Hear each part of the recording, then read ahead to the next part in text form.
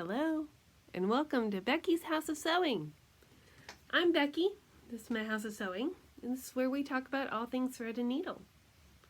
And my new glasses. What do you think? Got new glasses. I think I'm going to need some adjustments to the lenses, but I, in general, like them and didn't realize how bad my eyesight was. And it's really not that bad. It really isn't. But I am a woman of a certain age, which means almost 50. And by law of my father's side of the family, I believe we all spent our 40th birthday in the eye doctor around then. So I really skated that a little bit. These are transitional lenses, and I don't think the really close and really far away are good, but the 3 foot, 2.5 foot away from me type thing, reading a computer type deal, is a little more challenging. So, that I'm not too glary, I wanted you to see them. Aren't they cool? Little blue tortoiseshell. Okay, off with the glasses so that we're not glary. Today is Saturday, the 22nd of April, 2023. We're almost to May. Is that ridiculous? Anybody else freaked out about that? I am on vacation. That's right. So you might think, Becky, then why is it taking you so long to record if you've been on vacation? Well, this is because I've been flitting about doing whatever I care to do, like that quilt on the back of the wall. That is the sister material to my 4-patch quilt that I did. I'm not happy with how sorry, I keep kicking the table. I'm not happy with the current setup, so I think I need to tear some of it apart and make it into 3s so that I can do a more interesting block, have a little more movement. So what I want to do, if you don't mind, come with me to the design board. If I do 3 in a row, then I can do this type of thing, and they would kind of, oh, you can't see that at all. All right. If I do this,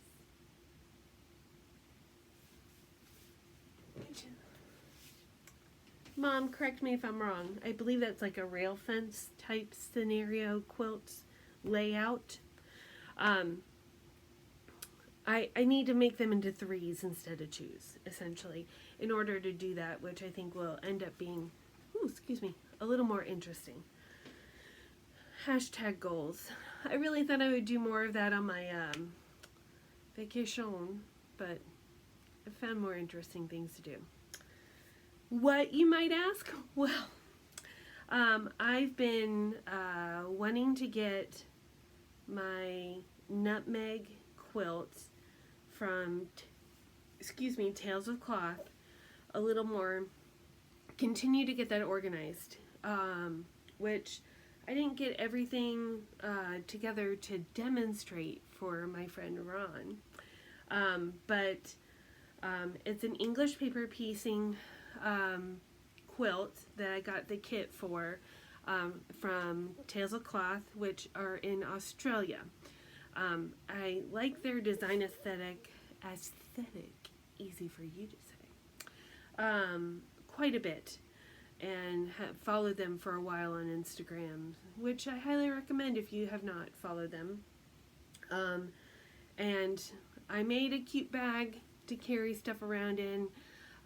Since then, had gotten another vision of a different bag, and I am going on a work trip in a couple weeks. So I was like, well, I need accoutrement for something. I can't go a whole week without stitching, and I didn't want to bring my cross stitch. I felt like there was too much to do. I just kind of needed something mindless that I don't need to follow a chart on or a pattern on. I kind of know what to do. So on day 1 of my vacation, I made this beauty of a bag. I'm very excited. Someone who I'm very close with will recognize this material because I made her a bag out of this material. Look how cool that is. So I can carry it like this. It's got a little Velcro strap to it.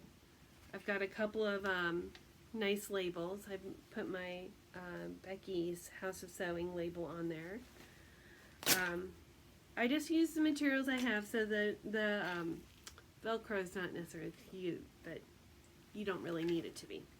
So this is rather long, so I think, it is literally, I made this out of my head. I was not following a pattern, and I did it right the first time. I was so excited I had to call my mom. Like, I need somebody that is a sewist that understands that I used directional fabric. Ron, do you know what directional means? Can you guess, Ron? Connie, do you want to guess? The directional fabric means that it has a top and a bottom, a specific way that it needs to lay in order to look correct. Because if my birds were upside down like that, that wouldn't look right. So I use directional fabric. I use lots of zippers. There's 3 different compartments in here. And it worked out. I felt rather pleased with myself. In fact, I still do. So I went to Boone yesterday. Spent the night with my folks. Spent a little time in the mountains on my vacay. And I brought this with me to test drive it to see how I liked it. So I've already rearranged some of the pockets, and but I think it's going to work out just fine. So let me show you what else I made. Well, let's explore the bag. I'm so excited. I just want to show you everything all at the same time. Just look at it. So again, it's got 3 compartments in it. The goal of this was to have a place to have supplies, a place to have parts of the block ready to sew together, and then another place to put the completed blocks. So the way it folds up, I had the compartments basically reversed. I have the parts that are ready to go in the middle, and let me show you some of those. So the block that I'm doing, can I show you one? Show you one that you've already seen. I'll show you what I've completed. One like this. So there's a center hexie, the triangles, and the diamonds. So I've got a bunch of those ready to go. Little, who do you think that reminds me of? What does that block remind me of? You know who I'm talking about. Mystery person. Woo. Daisies and rats. Wonder who that reminds me of. Anyway, so center hexies. I have some triangles. And the triangles I'm going to do in white, gray, and navy. And then the rest of it's going to be scrappy. And then I have some triangles ready. I had them loose, and I had to end up using my Wonder Clips. That's the name of these Wonder Clips. I have large ones, and I have small ones. Ron, you might want to invest in some Wonder Clips, and we'll get into that later. But they're great, especially if you have something that you need to hold together, but you can't pin, like leather. Oops, I just dropped some. So, look at the inside material. I don't know what it is about a gold or a yellow interior, but I really like it. These zippers are what I had. They're not my favorite. I definitely need zipper pulls, and so I thought I would make, remember friendship bracelets? So I made a small version, which my heart was in the right place, but it is not big enough. Like I need something else to grip onto it, or I need it to be thicker or something like that. So, still a work in progress. This side here, I'm going to fold it up. This is essentially the first side. So I have a couple of, these are Sew Tights, Tietes, Sew Tights. They're a company. This one is the Tula Pink exclusive one, but they're really strong magnets, just to kind of hold your fabric together so that you don't have as much hand strain. And then I have that little piggy, flying pig. I love pigs. And it's just a needle minder. So I have a couple of needle minders there with, extra needles, scissors, a needle threader, that kind of stuff. That reminds me, let me get this out. And to go with it, my vision was, again, I'd be at the hotel at night trying to wind down. So I wanted a little work surface to have like a little tiny design board and it be able to kind of just fit into one of these pockets. So I made one. So this is a YouTube tutorial that I discovered through Vicki Halloway of My Design Quarter 3. She has a podcast I listen to. She also is on YouTube and that kind of stuff. She and her sister have creative stuff, a blog and whatnot. So she discovered this design board tutorial on YouTube from the sewing channel. So please subscribe to both Vicki and to the sewing channel. And so essentially, instead of gluing it like, hold please, I should have gotten this out too. Should have thought of that ahead of time. So this is the style that Lori Holt has demonstrated, where she uses foam core and batting and then hot glues some binding around it, which there's some issues with hot glue, being that you can burn yourself and that it doesn't lay that neatly all the time. So this lady didn't want to do any hot glue. She just wanted to sew. So she has a drawstring version and an elastic version. I had some elastic, smaller elastic than she recommends, but it's little hand. And I followed her tutorial. I've already used this design board, so it's already got schmutz all over it, so you're welcome. And so this is like a little 6 or 7 inch design board. And when you're done with it, the idea is that you can just take this off, whoosh, make a new one, and voila, you have a new design board that no longer annoys you. Like maybe that accent does. Who knows? Alright. So Ron is probably next door at this point going, what is EPP again? English paper piecing. So it is when you take fabric, here, let's take the back of this guy. You take a piece of a piece of paper, usually of thicker, substantial weight, and you wrap your fabric around it. In this style, I have glue basted. Basting just means you're attaching something temporarily to either a quilt sandwich.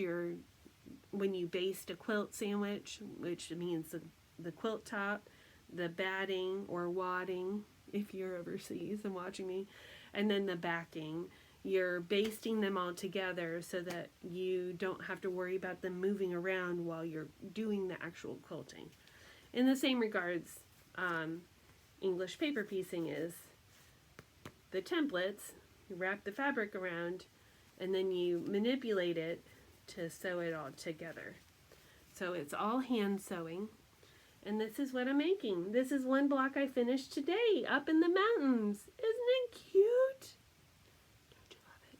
You can totally see my stitches. This is my first English paper piecing project, really, of any scale. I've done some paper piecing, but I really haven't like made a project out of it yet. And so this is going to be like it's going to be over 100 of these bad boys that I'm doing. So if I get close, you can see my stitching. But I'm kind of proud of that. Some people will use all different kinds of threads so that it's real secure, but you can't really see it. I'm using a Dove Gray Wonderfill 50 weight thread that will, in the grand scheme of things, like from back here, it's going to disappear. So once it's all quilted and I take the pieces out, I think it's going to relax and the stitches are going to be more into the seams. That's the story I'm telling myself, so I'm just going to go with it. So I've gotten several blocks done. I've showed you some of them before. I have one block that I'm missing I know this extra piece is somewhere. Pray for me that I find it. Let me get a bigger design board and I can show you more of them together.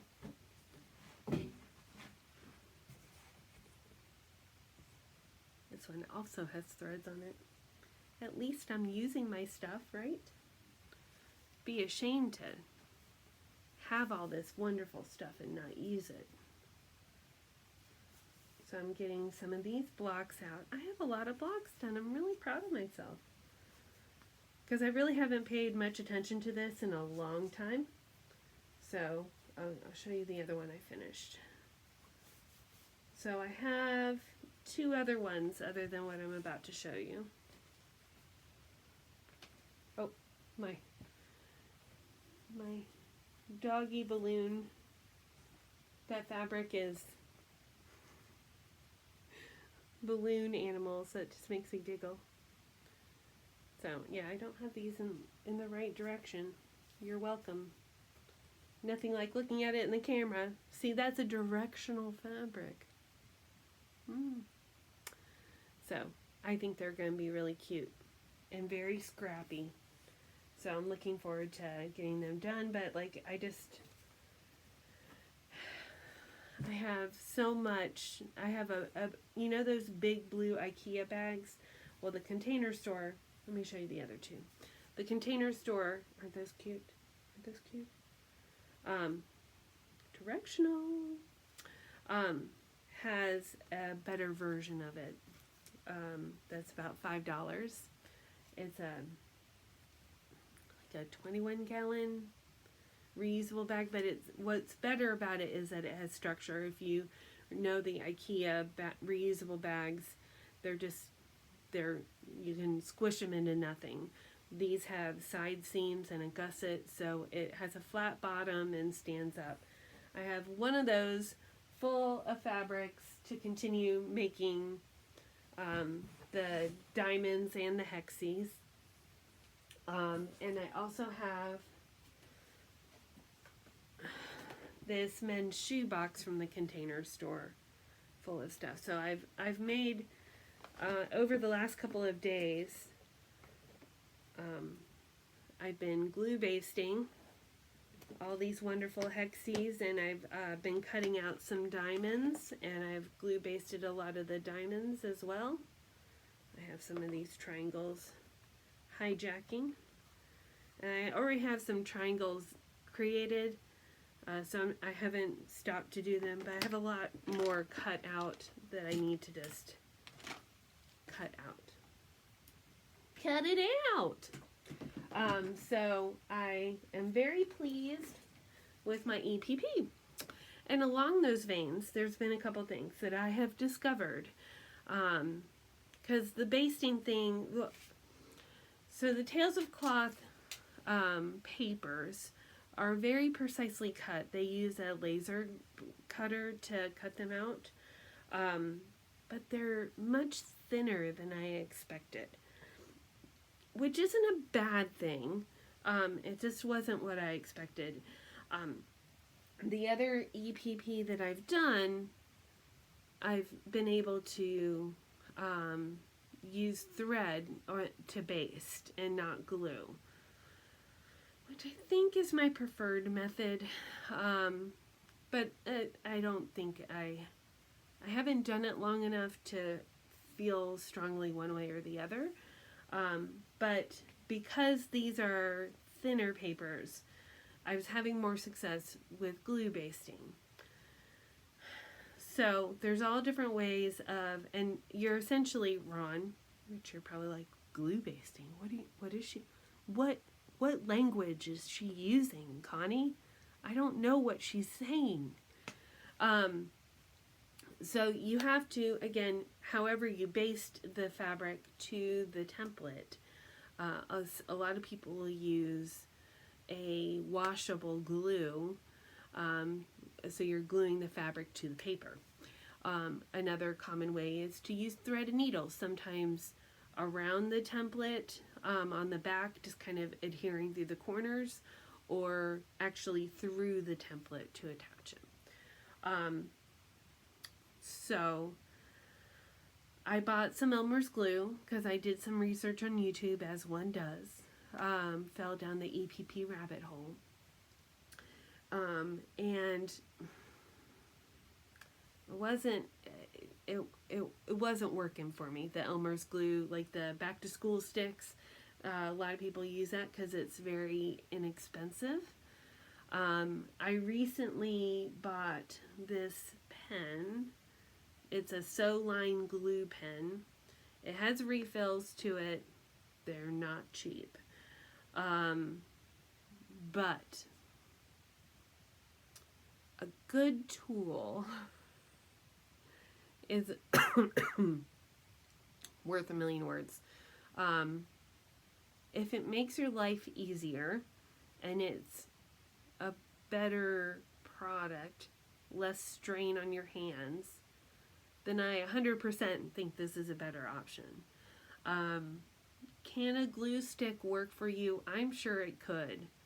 Does it work for me? Not so much.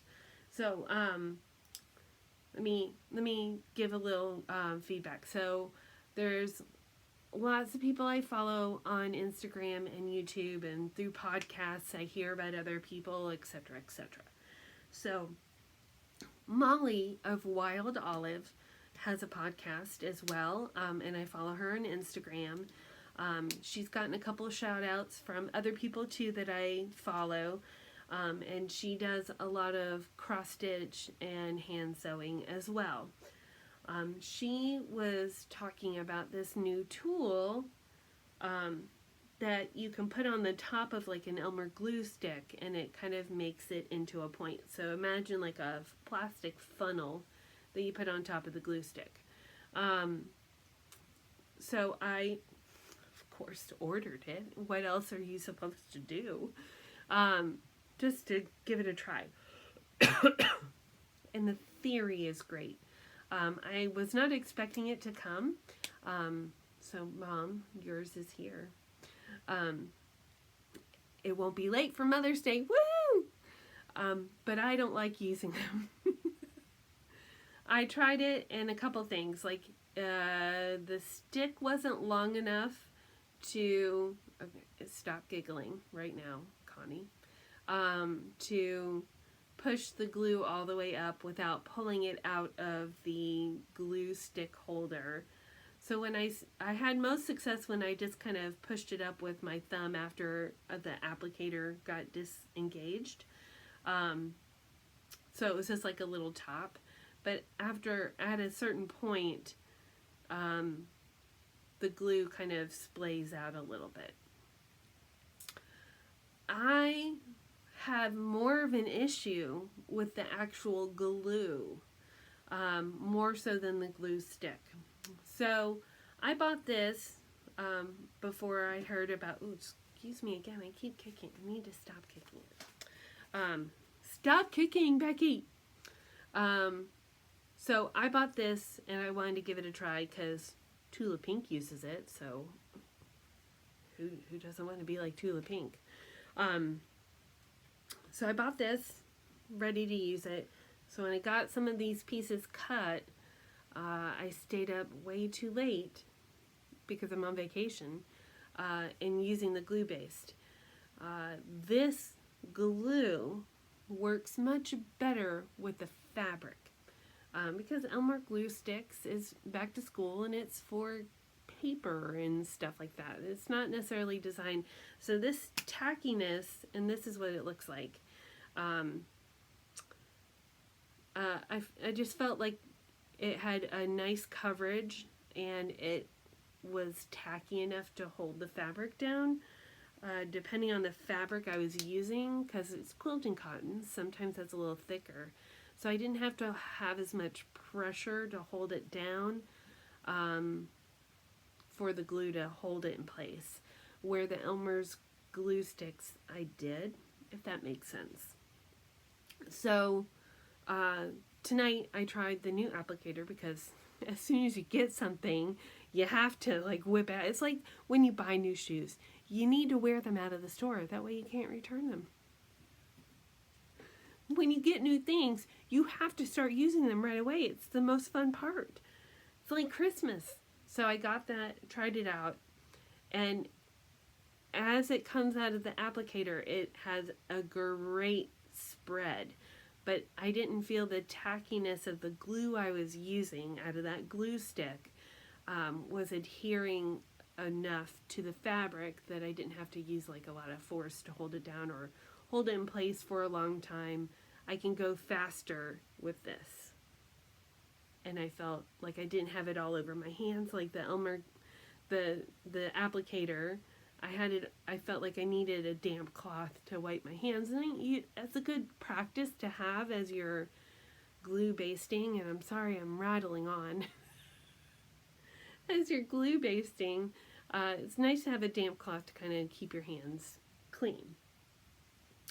So this. Further down the Emma Jones, further down the rabbit hole, I was watching recently some Emma Jones on YouTube.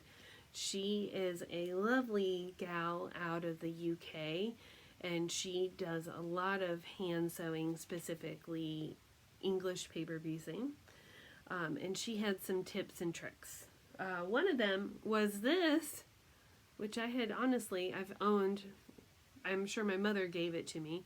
I've had it for a long time and never really saw value in it until I started EPPing. The EPP needles have a very small eye. So she said this was her favorite. I was like, well, I have one. I'll try it. And it's genius. So highly recommend those. Vicky Holloway, Molly from Wild Olive, Emma Jones. Look them up. Let's see what else. Oh, and the sewing channel. Look all those up. The applicator that I was talking about that you can put on top of the Elmer's glue sticks, that's from Paper Pieces EPP, and they have a lot of cool stuff. And they're out of Paducah, Kentucky, heartland of quilting. So I do recommend looking them up. I am sure it is the first time I'm using it. I don't think it's a bad product. I think it's ingenious. I just think that this is probably less messier for me. All right, other things I did. Okay. I have a friend, a very good friend, who is turning 50 next week. So I fully finished an object, which I may still need. I'm looking at it. I might need a little more something on it. But if you remember, I Can and I Will, that came out. It was a freebie from Stony Creek Samplers, maybe. So I did a little flat fold for it.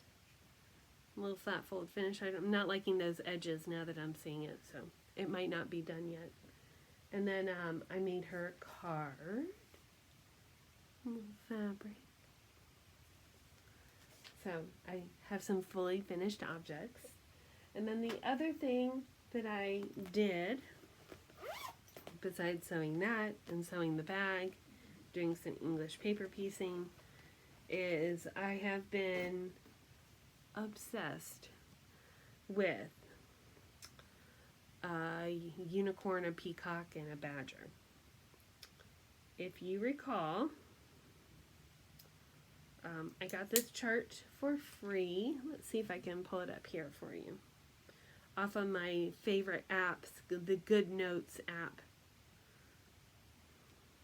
Let's see if I can make that larger. So that's it's based off a tapestry. It's from the Scarlet Letter. And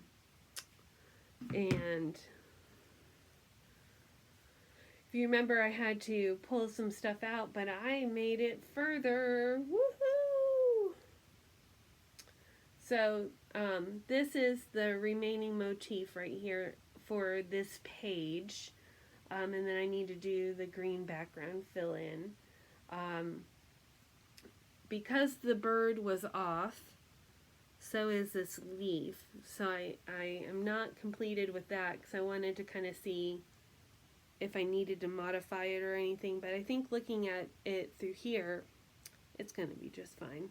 So this is like a oak leaf beginning, and then it's going to have 2 acorns on the end there. And so I've got to finish this leaf motif here, the center of the flower, up the center of the stem. There's some yellow fill in here. This is part of the peacock here. And then outside of that, everything is fully finished except for the green. So I think everything has its place now.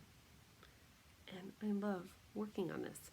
This is 40 count vintage country mocha from Zweigart.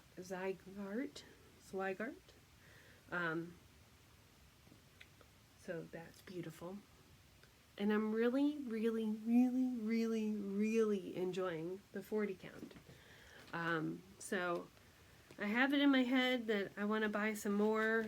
I've poked around for some like hand dyed dyers that I follow that I like, and nothing's really jumped out at me. And plus, buying like a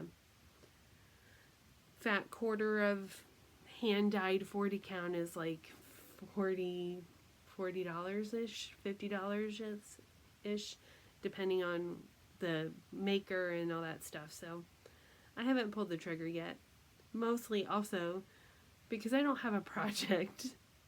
I don't need to buy any. I would just like to have some on hand. Who knows? Other big news, 3 months until my birthday, July 17th. The big 4-9, the last of my 40s, people. How exciting is that? And then the other exciting news, my neighbor Ron bought a 201 Singer machine in a beautiful cabinet, and it's very old. It's 86 years old. I was honored that he asked my opinion on a little bit of stuff, and I instantly bought him some supplies because sewing should only be encouraged. Sorry, Connie. But it's a beautiful machine, and I look forward to seeing what he does with it. So Ron, post some pictures in the comments so everyone can see your beautiful machine. I saw it again today, all cleaned up. We're getting there. He's already had to replace the cord, but I mean, it was a nice working machine. It just needs, you know, when you're 86, you need a little extra love.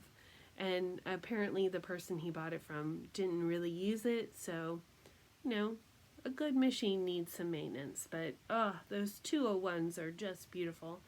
And I went down a ginormous rabbit hole with that as well, trying to help Ron find videos on how to maintenance it, because it is, even though it's made by Singer in the same time frame as the Featherweight, it does have some differences. And so I wasn't as familiar with the 201 as I was with the Featherweight, other than I knew it was an excellent machine. So his silver plate work is all the beautiful scroll work. It had been used relatively well. You could tell some of the decals were missing in the front, as most machines are that were used regularly. And the cabinet that it came in is just gorgeous. So, Ron, post some pictures. Everyone wants to see them. And then get to work. We want to see some pretty sewing. So looking forward to all of that. I think in the next week or so, I'll get back to cross-stitching. I haven't cross-stitched in the last couple of days because I've been focused on this EPP project. And I think EPP and my cross-stitch for the peacock, a unicorn, and a badger. Or a unicorn, a peacock, and a badger. It's those animals. I don't know what order it's in. Will be the way to go. I need to continue to clean up because I did make rather large mess cutting up some EPP pieces. And again, my goal is to continue to get that bag gone because I'm kind of overtaking the living room a little bit. So, you know, it is Becky's house of sewing, so I can't feel too bad about it. And it is rather contained because it's all in a bag. But that means I have stuff at my recliner chair. I have a 3-tier cart. I have 2 lamps. And then I often sit on the couch because my adorable dog wants to sit next to me. Little Mia, who's cutely asleep on the bed in the sewing room. She has finally figured out to come in and hang out with me. Mama's happy. Mostly because that means she's not eating something in the living room. That dog. So anyway, I'm now rambling about. I hope you guys have a great week or two.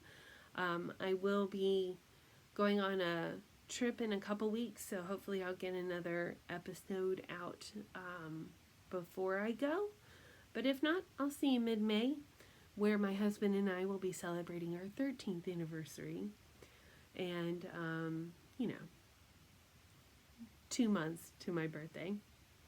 Notice I got married on the 17th. I was born on the 17th. So I can just keep counting down to my birthday. Those that know. Anyway, love you guys. I'll see you soon. And thanks for watching. Bye.